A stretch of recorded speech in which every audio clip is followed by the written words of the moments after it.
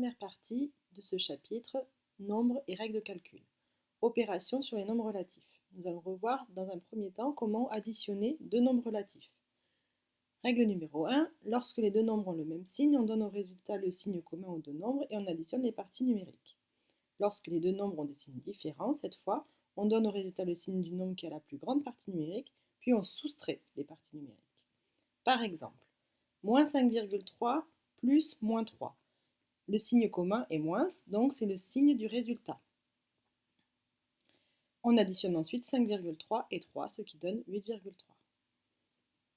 Moins 2,4 plus 3 revient à calculer moins 2,4 plus 3. Cette fois, les signes sont différents. On prend donc le signe du nombre qui a la plus grande partie numérique, c'est-à-dire plus 3, donc plus, et on soustrait les parties numériques 3 moins 2,4, ce qui donne 0,6. Plus 0,6 que l'on peut également écrire 0,6. Voyons maintenant comment soustraire deux nombres relatifs. Tout d'abord, voyons la définition de deux nombres opposés. Deux nombres sont opposés lorsque leur somme est égale à 0. L'opposé du nombre a est le nombre moins a, puisque a plus moins a est égal à 0. Règle numéro 2. Soustraire un nombre relatif revient à additionner son opposé. Par exemple, 6 moins 8. Donc soustraire moins 8 à 6 revient à additionner l'opposé de moins 8, c'est-à-dire plus 8.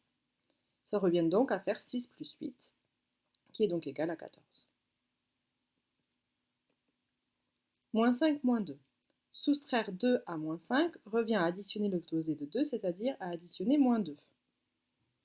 Maintenant, on applique la règle pour additionner deux nombres relatifs, on obtient donc moins 7. Voyons comment multiplier ou diviser deux nombres relatifs. Tout d'abord, rappelons la règle des signes. Lorsque l'on multiplie ou qu'on divise deux nombres positifs, on obtient un nombre positif. Lorsque l'on multiplie ou qu'on divise deux nombres négatifs, on obtient également un nombre positif. Par contre, lorsqu'on multiplie ou qu'on divise des nombres de signes différents, on obtient un nombre négatif. Donc règle numéro 3. Pour multiplier ou diviser deux nombres relatifs, on donne le signe du résultat en utilisant la règle des signes et on multiplie ou divise les parties numériques. Par exemple, moins 7 fois moins 9. Ils sont tous les deux de signe négatif, le résultat sera donc positif et on multipliera les parties numériques.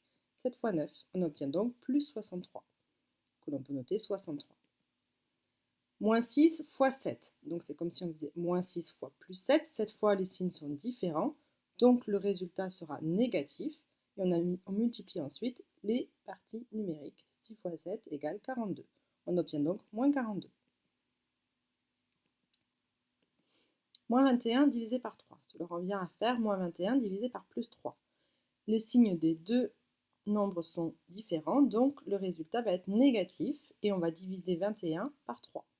On obtient donc moins 7.